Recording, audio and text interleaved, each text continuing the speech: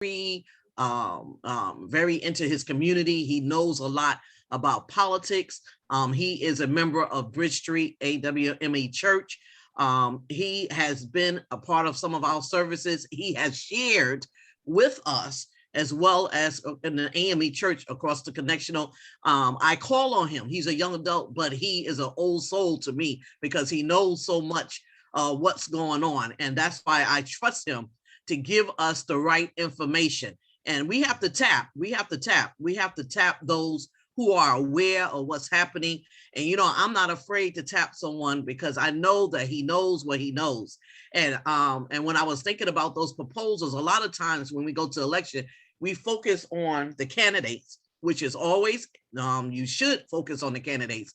But a lot of times there's a lot of proposals and we miss it because we really don't know a lot about them. And we kind of just vote without having a clear understanding. What are we voting for? So the night we called here, and I don't take it for granted, those who are on the line, your charge is after this session that you will go out and tell others who have not voted yet, because we know that voting is part of what we do, who have not voted yet, to tell the world and spread the word that that you should vote in this manner. We can't tell people what to do, but they need to understand the proposals that is on the table. So without further ado, I'm going to have Brother Jamel Henderson come. Brother Jamel, our tech team has your proposal. I asked that Brother Andrew will pull it up at this time, and we will take further directions from Brother Jamel.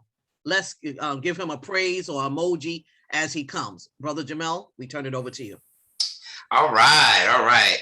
Good evening, everyone. And first off, happy Friday.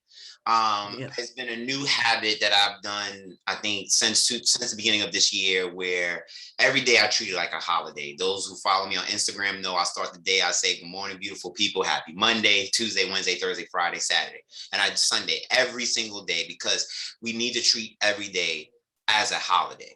And so when I say happy Friday, I mean that with the joy that I have, because we are alive in the midst of Rona, in the midst of the attack on Black lives, in the midst of the civil war between the vaccinated and unvaccinated. That's another story. And all these things that are in between, we are alive. And I'm honored to be here in this safe and sacred space with all of you. I want to give praise and honor to God, because first and foremost, I want to, as I always say, I am a sinner and I am always going to be worked on, and God is my architect. I'm always going to be under construction. God is my architect. He leads my life. So I am honored that God has put the oil of leadership upon me, where I am able to passionately tell you the importance of being civically engaged in the Black church. Since our enslaved ancestors came here, the moment that we developed the church and government has never been separated. And if you don't believe me, every time an elected official comes behind that sacred desk, that bond, the separation becomes united. We know that the Black church has played a pivotal role in developing leaders, and I'm honored to be with you all as the St. John AME Church family on behalf of my church family that I love so much, the Bridge Street AME Church family, AWME Church family, and I'm happy that some of them are on, and we have some other leaders that will be joining on as well, because we understand how important this is. Now, I'm not going to talk about the elected officials who are running, because like I said, that is on you and you alone. The mere fact that you're on here and you're making this conscientious decision to understand the other side of the ballot, because that's what we're going to be talking about, right? A lot of times we look at the first side of the ballot, we know who to bubble in, and then that's it. But we don't realize that there is more important information on the back. And on this year's ballot, there are 5 absolute powerful proposals that will not only impact our city, but is going to impact our state. Let me make something very, very clear.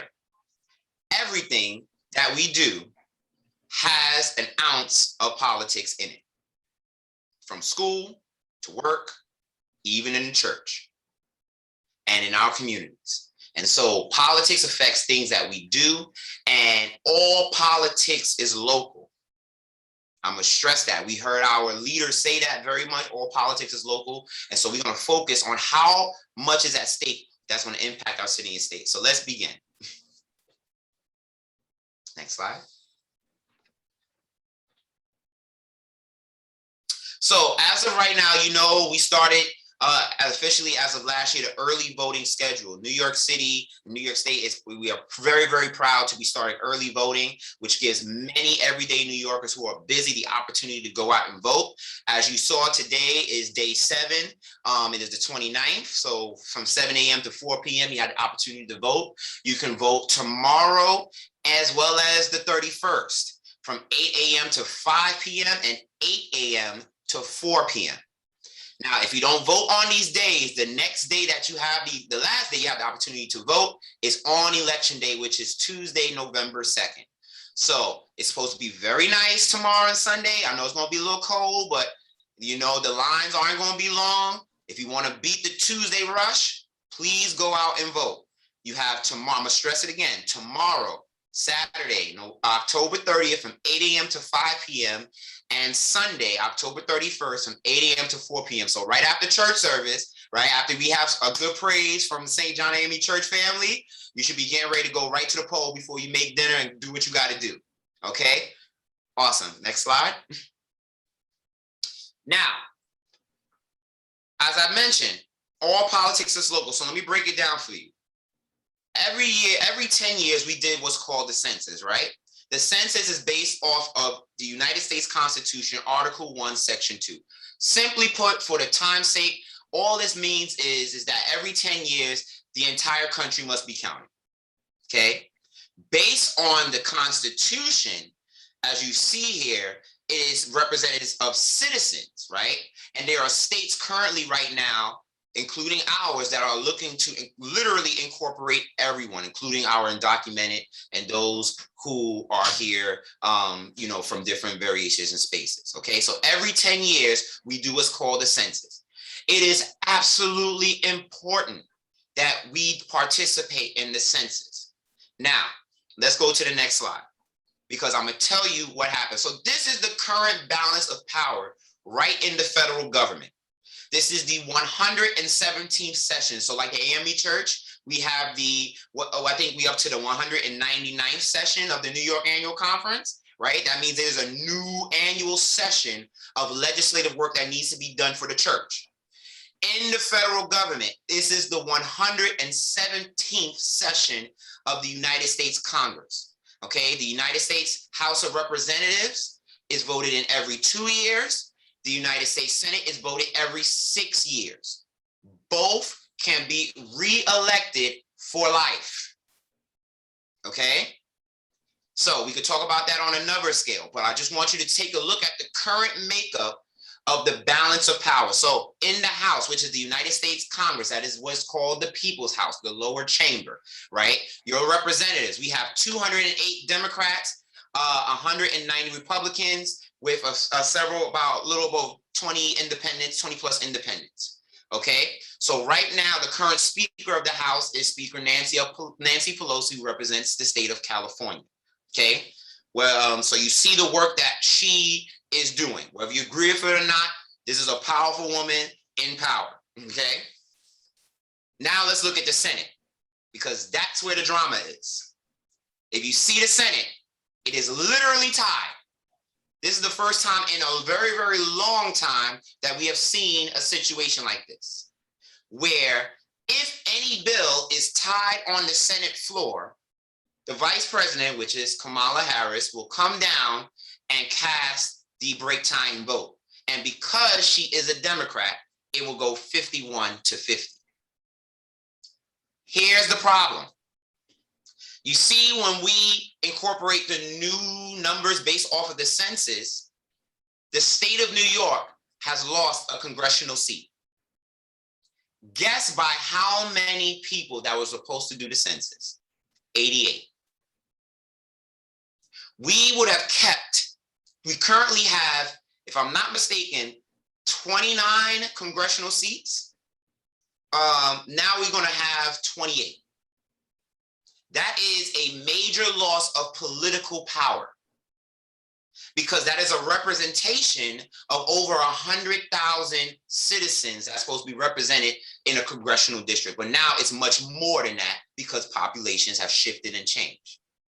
So the average congressional district, especially in the metropolis, could be anywhere from 250,000 to 450,000. So one congressional seat in the state of New York will be lost. Now, when you look at the Senate balance of power, we know that this should be a simple open and shut case, right? But we know what's going on in the Senate. And you see what's happening, how it's impacting our society. Have you all noticed that gas prices are going up? Have you all noticed that the prices of meats and certain products are skyrocketing? Bills have to get passed. Let's go to the next slide. So I showed you the balance of power in the federal government. Now, here's the current balance of power in the New York State legislature. In the New York State Senate, we now, for those who are registered Democrats, we now have a super majority, if you will. 42 Democrats, 12 Republicans, with a total of 63 seats. It's the first time in decades that the Democrats are back in power in the New York State Senate. This is a major victory. Why? Because prior to this moment, you had what was called the IDC, which were 6 to 8 independent Democrats who pretty much sided with the Republican Party and pretty much created a soap opera drama of bills that should have been passed a long, long time ago.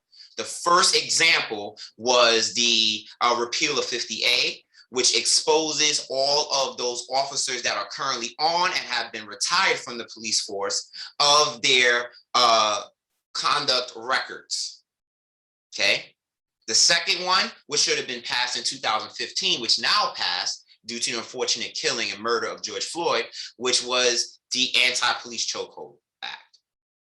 Okay, so those are just two examples of the power of the state Senate. Now, the New York State Assembly, which is the lower chamber, the people's chamber, there are 106 Democrats, 43 Republicans, 1 independent. There are a total 150 seats. So as of right now, the state of New York is a supermajority progressive, and I use that in quotations, state, okay?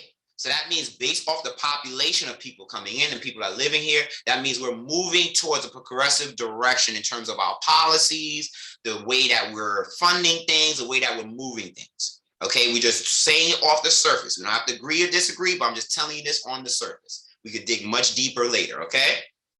Now, next slide, please. So, as I mentioned, getting right into it, 5 ballot measures are on the line. There are 5 proposals that will be added on to the New York State Constitution. The New York State Constitution is our governing article that governs our state. We abide by anything that's happening within the state of New York. We abide by the New York State Constitution. Okay. So 5 ballot measures will be added on, will be amended to that Constitution. So let's take a look. So here's the first ballot proposal. This is about redistricting. This is what you're going to see on your ballot. Now, and I want you to chat in, write it in. Now, off the top, off the rip, as I say, right? Off the rip. Do you have any idea what they're talking about? Okay, let's read it. This proposed constitutional amendment will freeze the number of state senators at 63, amend the process for the counting of the state's population, delete certain provisions that violate the U.S. Constitution, repeal and amend certain requirements for the appointment of the co-executive directors of the Redistricting Commission, and amend the manner of drawing district lines for congressional and state legislative offices. Shall the proposed amendment be approved? Does anybody, just if you could respond in the chat, do you have any idea what they're talking about? And as you're asking and as you're responding, I'm going to add another question. Have you seen any information prior to this moment about these proposals? Obviously not, because you wouldn't be here, right? And that means that there is a gap intentionally on civic engagement, because everybody in the state of New York should know what is at stake. And at the end of the slide, you're going to see it. And I think those who have seen it, I thank you. All right. So what does this mean? Let's go to the next slide. After each census, and I'm sorry if it's a little tiny, you can zoom in a little bit for those who can't see. After each census, the federal government, which is Congress, and the state Senate Assembly the lines, which is the congressional lines, are redrawn. Okay, so the census results of 2020 will now redraw the congressional lines as well as the state Senate and state Assembly district lines. Okay, this process is led by the New York State Independent Redistricting Commission. Okay, some of you all, I think I shared it on my Facebook page, there were several opportunities for the public to actually go and participate and actually testify if you wanted to, but also just listen in to see how the state and independent commissioners are thinking in terms of redistricting in lines. Okay, the New York State Senate has 63 districting members. As you see, the New York State currently, New York's new Senate districts can be added through the redistricting process, which can be used to benefit political parties. I'm going to stop right there. You can keep reading on, but I'm going to stop right there intentionally. Why is that? That is the premise of this proposal. It is unfortunately the messed up political game of gerrymandering. That's what this is all about. We have seen gerrymandering be used negatively in so many states. Most recently, the state of Texas. The state of Texas just signed new districting lines, which makes Republican to Democratic districts 17-3. Do you hear what I'm saying? 17-3. What does that mean? That means based off of how the Texas state legislature redistricted their lines, it is virtually impossible to pass any state laws that would support its citizens correctly. And if you don't believe me, you saw what the state of Texas just passed. Need I say more? In New York, in the state of New York, right, we are trying to make sure that we keep it capped, right? Because we want to make sure that it is fair and balanced, because we know what happened when the Republican Party, right, and you can see the evidence for yourself, has taken control of state government here in the state of New York, okay? This is not a good, bad, right, or wrong, but I'm just telling you what has taken place in our state. It has affected everything that we've done, including our places of worship. So this can be used to political parties. The ballot proposal will amend the New York State Constitution to freeze the number of state senators to 63. We want to cap it at 63 to make sure that it is just fair and balanced. Even with the population growing, we understand that these state senators have a responsibility. State senators get paid over $100,000 a year of our tax-paying dollars, as well as members of the state assembly. So if they're getting paid six figures, then they need to be working a little bit harder. Don't you agree? For the people that they're serving. All right. This amendment also sets requirements in the state constitution for how people will be counted in the census for redistricting purposes. Here's what's important in this one. It requires counting every person living in New York State as part of the total population, regardless of citizenship status. Now, look back at Article 1, Section 2 in its pure form, and it tells you what it says to be a citizen, because that's where the 3/5 clause was a part of, and it's still there. But that's another story. Okay? Both requirements have been used in the past in New York State, but this amendment writes them formally into the Constitution. That makes it 100% clear that it's there, and this is how it's done. Redistricting for New York State is led by a 10-member independent redistricting commission, which includes 4 Democrats, 4 Republicans, and 2 members who are not aligned with either party, usually independents. These members are selected by the majority and minority leaders from state Senate and the Assembly, Democrat, Republican leaders. Currently members of the Democratic and Republican parties, respectively. The commission also includes 2 co-executive directors. One must be a registered Democrat, the other one must be a registered Republican. Let's go to the next slide. So what happens if this passes? The New York State Constitution will be amended where it will freeze the number of state senators to 63. It will make sure that going forward, it will count the entire total population. And I don't need to specify. The words say it itself. That means everybody. Okay? It would then be amended to ensure that those of our brothers and sisters are behind bars are counted in the census.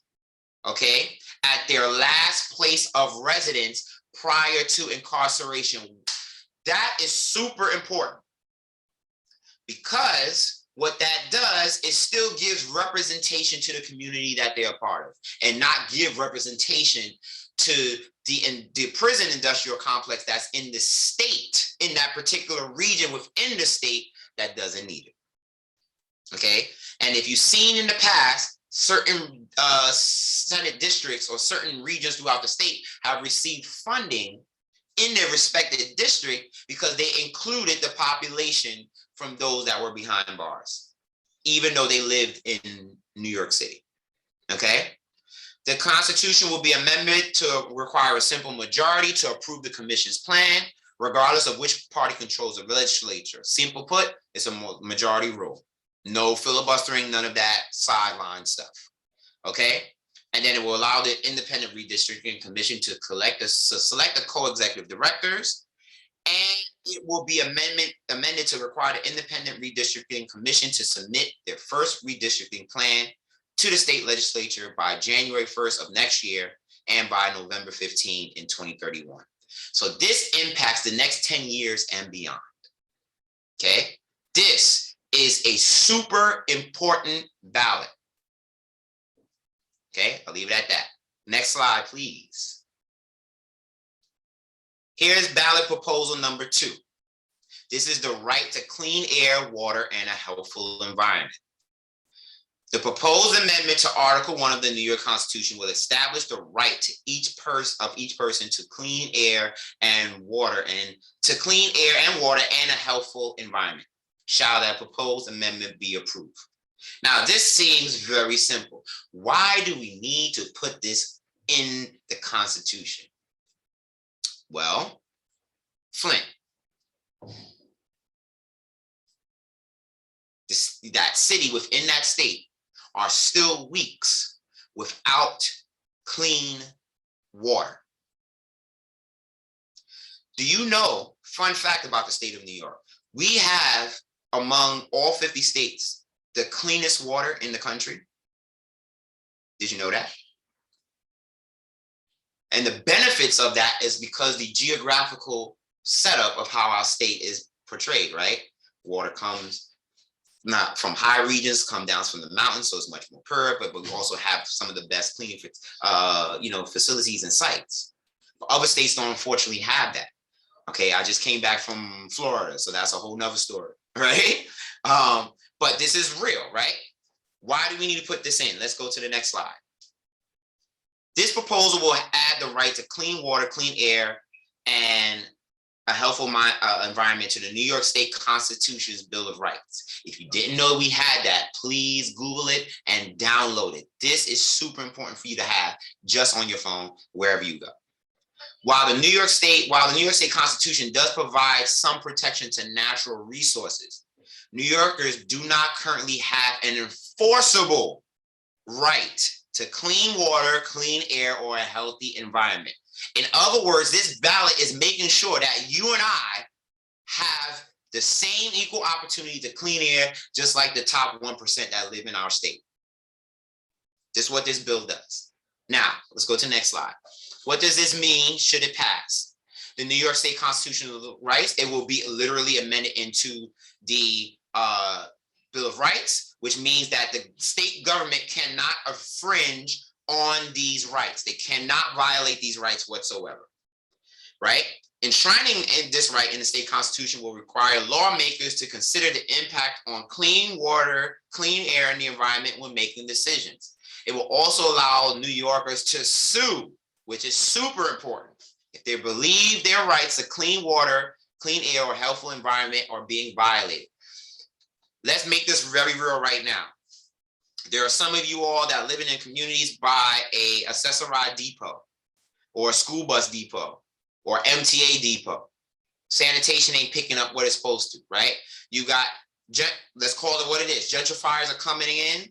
They're leaving their dog poop all over the sidewalks. You notice the number of dog, how many times you got to walk over that, right? They all impact the environment. Everything it does impact the environment. And you have the right to ensure that your community and your living, your drinking water and your air is clean.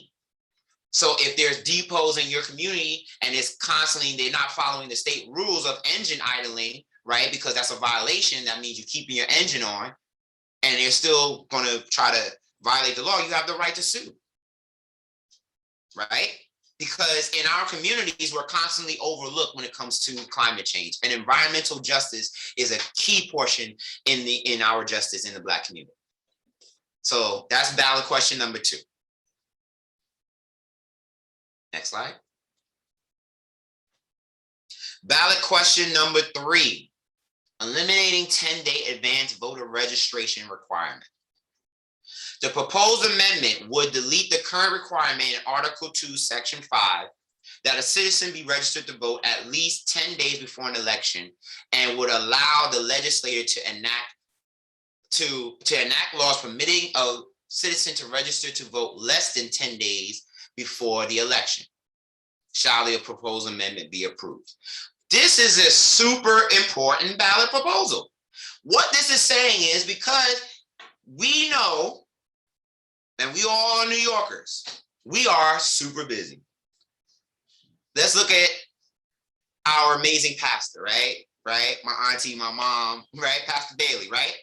She pastors your church, but she also works for MTA, right? And HR, right? She's grinding, right? NYU. Right? That's real, right? She knows and understands, like, you know, bills got to get paid. She understands that rent got to get paid. She got to take care of her child and she got to take care of her hubby, right? The house got to get, everything got to get done.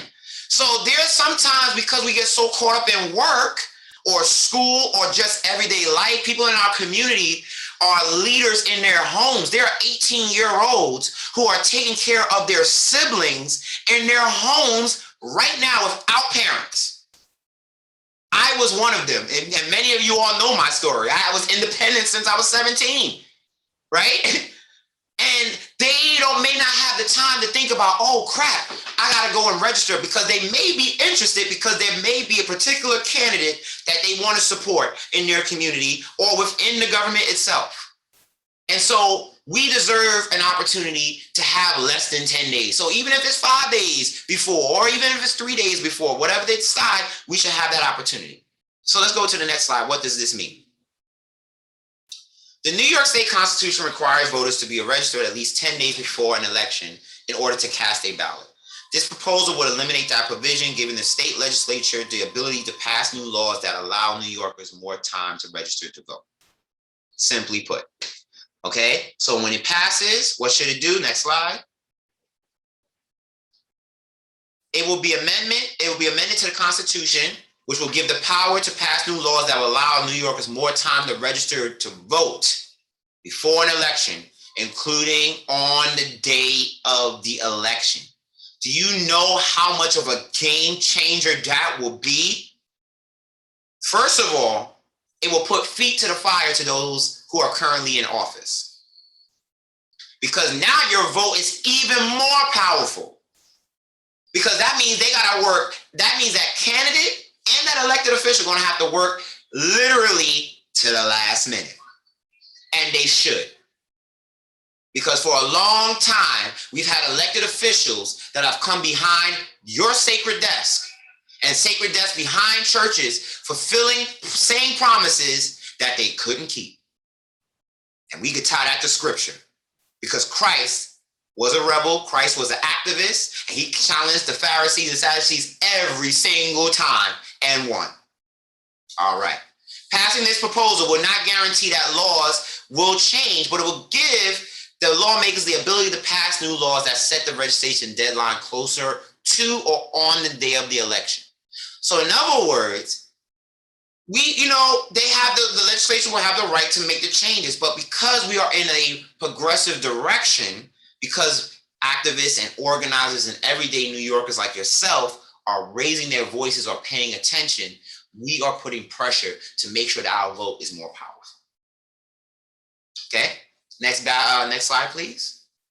Ballot proposal number 4, authorizing the no excuse absentee ballot voting.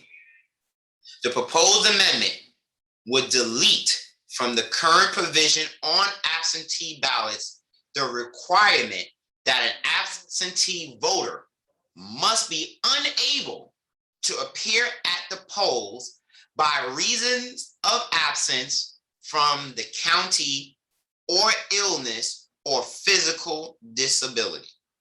Shall the proposed amendment be approved? Okay, let's go to the next slide. And I'm going to read it first and then I'll break it down. Under the New York State Constitution, voters are currently required to affirm that they are out of town on the day of the election, ill or physically disabled, in order to vote by mail. So let's say right now, you know that election day is coming up November 2nd. You may have some family or friends that are out of town. They're probably on vacation or on a conference. They won't be back to vote. Or they may be sick, or they're physically not allowed to, go and vote, right? But they have to affirm that by mail. All other voters are required to vote in person, which we know. While all New Yorkers are temporarily eligible to vote by mail due to the risk of COVID-19, this amendment could permanently expand that eligibility. That means this will keep it there. Okay, this proposal will amend it to the state constitution, which will allow the legislature to pass new laws to fight to push this proposal. Okay, so that means no longer will you have to deal with an excuse. Like, you could continue this. It will keep it permanently, because we know that this pandemic has changed the game in how we interact. We don't know what's going to happen even post-pandemic, which we don't know how many months or years that will be. Let's be very real about that. Okay. So this is what we'll do if it passes. Let's go to the next slide. If it passes, it will be amended to the state constitution, right? Which will allow the legislature to pass new laws that will allow more New Yorkers to vote by mail, right? We know and understand that even with all the early voting, and even with even if you vote on the day of, right, there still may not be enough time. People do get sick. People are literally, physically disabled. There are some who may have mental challenges on top of that, which is not included in this situation. There are those who may be out of town, right, and they just may not be able to get to the polls. Or just simply put, right, because I've heard from a lot of our grandparents in the community, they don't still feel safe walking to an indoor facility. And that is real. So our grandparents should, as well as our parents, should have the right to simply say, you know what, I'm just going to vote in by mail. A vote is still a vote. All right. And to the last ballot question. This is the expanding. This is not the no excuse absentee ballot. This is the expanding of the power of the civil courts, the city's civil courts, right? So civil court, that's downtown, right there on Livingston Street. That whole strip, from Livingston to Skimmerhorn, it is super busy. Them lines get long because many of them are in housing and civil court, right? This proposal will amend will increase the New York City civil court jurisdiction by allowing it to hear and decide claims for up to $50,000 instead of the current jurisdictional limit of $25,000. Okay, so let's go to the next slide. What does this mean? The New York State Constitution currently limits civil courts to hearing and deciding claims up to $25,000. Okay, only the New York State Supreme Court. Did you know we had a New York State Supreme Court? The New York State Supreme Court can currently hear and decide claims over $25,000. This proposal will amend the New York State Constitution to allow civil courts to hear and decide claims up to $50,000. So it's giving more power to civil courts, because sometimes the state courts, you know, not only they few far in between, because they do also get to decide which cases they do tend to look at their discretion, but it gives more opportunity to be more closer to home, especially because of the situation, you know, depending on what circumstance you may be dealing with. Okay. So the next slide, what this talks about is, if it passes, it simply puts, it gives any individual in New York, if you have a civil court claim and it's up to 50, it will now be expanded up to $50,000. Okay. And it also would not only it will expand that, but it will give also civic court judges the opportunity to be a part alongside our state Supreme Court justices to see these cases, because there is such a large backlog of cases, especially now during the pandemic. Need I remind everyone that the eviction moratorium ends in January. Housing court is going to be bananas. I'm just going to leave it at that. Let's go to the next slide. So those are the 5 ballots that you'll be voting on. But this information that I got, I was able to dissect it and look through it, but this is all from Voting NYC. Okay. All this information that I dissected, I just translated so you can get it in realistic, straight, simple, to the point terms. That's all this is, right? Because if you look at it, it's hard to understand, right? And it's important that individuals like myself and organizers who study these things, we're able to translate it, keep it simple to the street. So you see how those 5 ballot proposals will impact our state, right? But you're also going to be voting on these positions between now and November 2nd. All right. And they're all important. And if you don't know what some of these positions are, you can look at them on this website. You can also go to the New York State Board of Elections website, and you can also go to nycvotes.org. Those are your 3 websites: the New York City Board of Elections, voting.nyc, and NYC Votes. You want to know what the circuit court does, you want to know what the New York State Supreme Court does, the district attorney, which is key for both Manhattan and Brooklyn, among the largest in the country, and play key roles on so many levels, and how it impacts laws across the country. So just pay attention to that. All right. So those are the things that we have to look at. Now, let's go to the next slide. And I want to share this because I said this in the beginning. The power that you have as a voter. Martin Luther King said, "The vote is the most powerful instrument ever devised by human beings for breaking down injustice and destroying terrible walls which imprison people because they are different from others." Here's what I say on top of that. Once you get behind the voting booth, all the commercial ads, all the flyers, all the mailers, all the pamphlets, now all the robocalls, all the emails, they stop right there. I'm going to say that again because I need y'all to feel the power that you have as a voter. The moment you check in and you get your ballot and you get your folder and you step behind that booth, all the flyers, all the pamphlets, all the commercial ads, everything that you saw stops right there. You become the most powerful person in that moment. All candidates are at your will. Do you feel that? This is exactly why, ladies and gentlemen, the power of the Black vote is heavily attacked. Our simple democratic right is heavily attacked because of the quote that I just shared. They know it. And they don't want to see individuals like myself give you that power that you have as a voter, because they understand that the game will change. But guess what? The Great Awakening is already happening.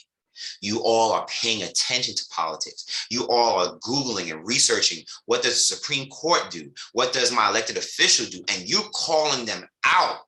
And I'm so happy to see our community step up, but we must do more. Because take a look at this. Next slide. This was the early voting turnout numbers for last year. At the end of early voting, same time frame, look at our numbers. Early voting numbers surpassed citywide election results for like the past decade. This number right here, over 1.1 million early voters came out. This is not talking about those who came out on election day. This was early voting. Now, I want you, you're gonna hold it right there, because you see what I says there. President, Congress, and state leadership. You knew what was on the line. You knew what was on the line. Let's go to this year. This is as of day 6. Next slide. This is as of yesterday. Tonight's numbers ain't come out yet. This is the total number, cumulative. Do you see those numbers? 91,753 plus early voters are deciding the fate of 8.9 million people in this city. I'm going to say that again, because I'm getting emotional. Like, when God puts leadership and politics on my heart, like, I get emotional, because this is disgustingly low. Go back to last year. Let's go back. Let's look at it again. Go back to last year. Let's go back to the previous slide. Look at that. We knew what was on the line on the federal government. We knew that we had to make sure that number 45 was not coming back to office. We knew we had to make sure that the entire congressional makeup was Democratic for those who were voting in that direction. You knew that. You knew that. Look at those numbers, and now go to the next slide. We got 5 constitutional ballot measures that are on the line, and look at those numbers. And then we want to know why gentrification is running rampant in our communities. Then you want to know why the reverse migration is happening, where New Yorkers are now going back to the South, and they rather risk living in an affordable, wonderful income society with affordable housing and acres of land, but have to deal with state legislatures that are attacking their basic right to live. Do you hear what I'm saying? New Yorkers are not leaving New York City because they don't want to live here anymore. They can't afford it. And when we're not out there at the polls fighting and supporting proposals like the 5 that's in front of you, when we're not supporting candidates that you know are called to be in these positions of leadership because you know they are here to serve, and you see these numbers, do not get mad. When laws are passed and they impact our communities. And I'll close with this, because we're going to go to the next slide and we're going to close it out, and I want to hear some questions, thoughts, and feedback. This is the time to get involved. I am honored to serve as the regional board chair for one of the 5 most powerful grassroots organizations in the state of New York. And I'm honored that this 36-year-old Black man who lives in the same development where Shirley Chisholm was raised. Do you hear what I'm talking about? Do you hear what I'm saying? Is in this powerful position of leadership to go and let you all know that it's time to get involved. We've done this before. And if you don't want to get involved, you know somebody that has been yapping at your ear and you like, they need to get involved. Have them come talk to me. We would love to have them because we're currently fighting for something very important right now. If you see, that picture was at a major press conference. We're fighting for good cause, which is the right for tenants to stay in their apartments, in their places where they live, and not be evicted unless there's a good cause, right? And that's these landlords. There are landlords that are playing a pivotal role in evicting our brothers and sisters in our communities left and right. Do you know in the last 10 years, Central Brooklyn, more particularly the community of Bedford-Stuyvesant Law, has lost 30,000 of its Black residents that have relocated to the South? 30,000. I'm also going to say this. In last year's election, was it last year? If I'm not mistaken, the 56th Assembly District, there was a candidate, many of us didn't know him.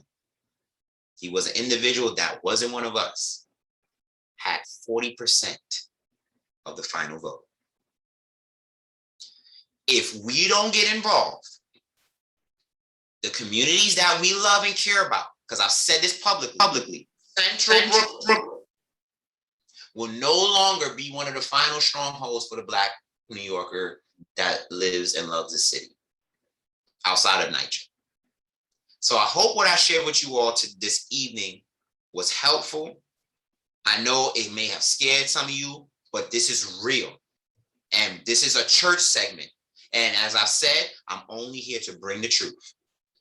Because if nobody tells you the truth, then we all want to continue to live in a lie. The vote belongs to you. I yield it back to you, Pastor. I hope this was helpful. Thank you all so much. Wow. This, let me thank Brother Jamel Henderson. This has been truly, again, an eye-opener for those of us. I mean, I'm sitting here and I'm looking at the stats that he displayed to us, and it's unbelievable that we took a stance in the presidential election and the Senate, and now we the numbers are so low for the upcoming election. I mean, this is major, and we need to talk to people and our families and our friends, and I know for me as a pastor, I have to step it up in terms of, you know, getting word out more. And sometimes we say, you know what, you don't have enough people, don't do it, you know, blah, blah, blah. But you know what? If we 20 who was on the line will take back to 20 or 40 or whatever, that's more, or hold some other sessions. We could begin to break down stronghold. It is no reason why those numbers should be looking like that. And he's right. Our community, 30,000 people have moved to the South, and you've seen it. It's a changing because we are sleeping. We can't sleep anymore. You know, we've been comfortable. Let me say that we've been comfortable. And so now we have to begin to, and it doesn't matter. Don't think so much we need large numbers to make a change. No, all you need is a voice to make a change. So Brother Jamel, once again, I commend you for the work that you're doing, and I commend you for explaining these proposals to us, because it's so important. It's so important. So important that sometimes we don't even think about the proposals. We'll just focus on the candidates. I'm going to open it up. Anybody have any questions? This is your chance. Any questions or any comments you want to make to Brother Jamel? Don't be afraid. Anybody. We'll open it up at this time. Anybody wants to ask any questions or have any comments? Yeah. numbers are low next year, we will lose the House and we will lose the Senate. And I'm not just talking about, not on a state level, because next year, what happens? Congress is on the line. And you see what's going on, right? You see what's happening right now. Infrastructure bill. We're trying to get the social spending. You see the drama that's going on, right? It's important that you contact your elected officials. Your elected officials are getting paid from your tax dollars, okay? Your city council person gets paid over $150,000 a year, okay? Your New York State Assembly members and state senators get paid over $100,000 a year, all right? Your congressional leaders get paid over $100,000 and I believe $40,000 a year, if I'm not mistaken, because they just increased their budget, right? And your states and your U.S. senators, which is Chuck Schumer and Kirsten Gillibrand, they get paid almost $500,000. So are you comfortable letting them get paid so easily while our communities are struggling? Or are we going to really be comfortable? And Pastor, can I take it there with great truth and great respect? Are we going to be comfortable allowing real estate agencies to come in to take over houses of worship by individuals who don't know and understand the law? Because this is what's happening, ladies and gentlemen. It is real. And I'm only saying this because I love our communities. And I'm not the type of person like people's past that's like, I want to see the next generation. No, I want to live in this right now where my community and our communities are thriving and succeeding. I'm not waiting until I'm 80 years old. I'm not waiting until I want it now. And so I'm going to be aggressively telling you all this. And you're going to see me out there. And some of you all see me on press conferences, on news media, because I care about this. And it's important that I want you to care about this too. Because if we don't vote and participate, again, don't be mad when you start seeing the changes that are happening into your communities. Wow. So what's I guess my question before we come to a conclusion, what can we do? Talk about it. What can we do? First step, everybody that's on here, the fact that you're on here, you already, I'm a professor, so you already get 20 percentage points on your participation. You came up, you showed up. Here's the real test. Spread the word, right? Squid Games became the #1 show in the world because of word of mouth. That's all it was. I didn't look on the internet to be like, oh, did you hear about Squid Games? Somebody told me, Jamel, did you check out Squid Games? What is that? Take a look. Hey guys, did you know that voting is happening? Really? Yes. And if they and you have to tell them in a realistic way, the way I'm telling you.